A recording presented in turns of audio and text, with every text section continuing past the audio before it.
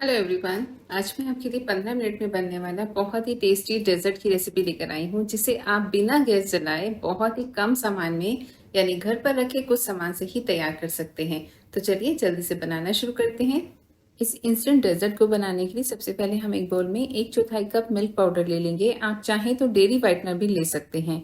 इसके साथ ही हम इसमें 2 चम्मच घर की ताज़ा मलाई डाल देंगे। जो दूध के ऊपर ताज़ा मलाई आती है ये वही है। और साथ ही इसमें 1 चम्मच पाउडर शुगर डाल देंगे और इन सबको अच्छे से मिक्स कर लेंगे।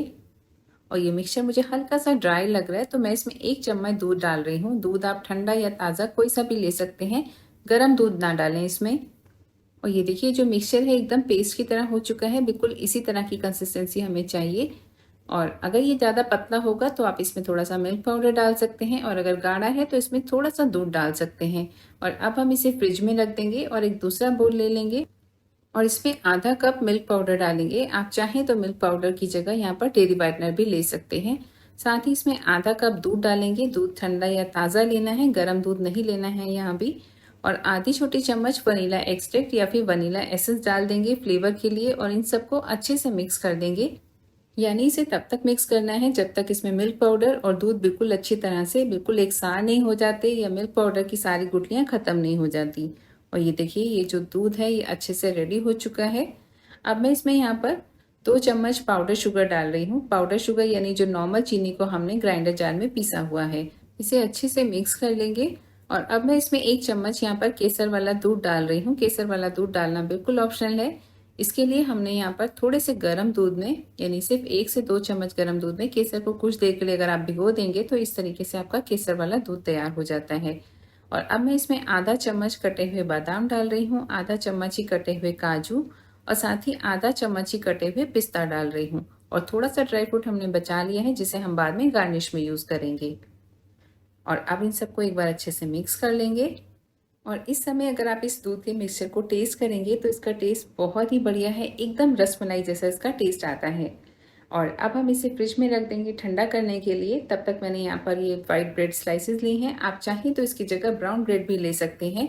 और इसके किनारे हम इस तरीके से काट देंगे, और ये जो किनारे बचे हैं इसको हम फेंकेंगे नहीं, इसे हम ब्रेड क्रम्ब बना के किसी भी स्नैक्स में या फिर किसी भी डिश बनाने में यूज़ कर सकते हैं। और अब ये जो मिल्क पाउडर और मलाई से जो हमने मिक्सचर तैयार किया था, इसे हम इस ब्रेड पर इस तरीके से लगाएंगे और इसे इवनली पूरी ब्रेड पर अच्छे से फैला लेंगे इस तरह से। इस डेजर्ट को बनाना जितना ज़्यादा आसान है, खाने में उससे कहीं ज़्यादा टेस्टी है ये। और ये देखिए हमने पूरी ब्रेड पर ये मिक्सचर को इस तरह से फैला दिया है। और अब इसे दूसरी ब्रेड से कवर कर देंगे और अब हम इसे पीसेज में काट लेंगे। ये मैं इसे ट्रायंगल्स में काट रही हूँ, आप चाहे तो इसके स्क्वायर पीसेस काट सकते हैं, या जो भी शेप आपको पसंद हो उसमें इसे काट सकते हैं। और बिल्कुल इसी तरह से 4 ब्रेड स्लाइसेस से मैंने यहाँ पर ये 8 ट्रायंगल बना के तैयार कर लिए हैं। टोटल मैंने यहाँ पर 4 ब्रेड स्लाइसेस यूज़ की हैं।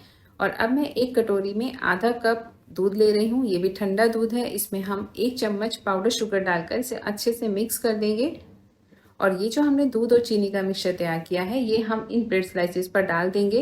ये पतला दूध हमने इसलिए तैयार किया है ताकि ये दूध जो है ये ब्रेड अच्छे से अब्जॉर्ब कर लेंगी, क्योंकि जो हमने दूसरा दूध तैयार किया है वो काफ़ी गाढ़ा है, वो जल्दी से अब्जॉर्ब नहीं हो पाएगा। तो इसलिए हमने इसमें थोड़ा पतला दूध डाला है ताकि पहले ये अच्छे से अब्जॉर्ब हो जाएगा, अच्छे से सॉफ्ट हो जाएंगी ब्रेड। उसके बाद ये देखिए हम इसके ऊपर ये गाढ़ा किया हुआ दूध डाल देंगे जिसे हमने मिल्क पाउडर से गाढ़ा किया था। और ये देखिए ये बिल्कुल तैयार हो चुका है। देखने में कितना बढ़िया लग रहा है, ये खाने में बहुत ज़्यादा टेस्टी है। मैंने इसे थोड़े से कटे हुए पिस्ता से गार्निश किया है। और अब मैं इसे बिल्कुल अभी अभी जल्दी से सर्व करने वाली हूँ। आप चाहें तो इसे आधे घंटे के लिए फ्रिज में रख कर भी ठंडा करके भी सर्व कर सकते हैं। और ये जो टेस्ट है एकदम मुंह में घुल जाने वाला, बहुत टेस्टी है। और इसके अंदर जो हमने स्टफिंग लगाई है एक तरह की, वो बहुत शानदार है, उसका टेस्ट एकदम बढ़िया है।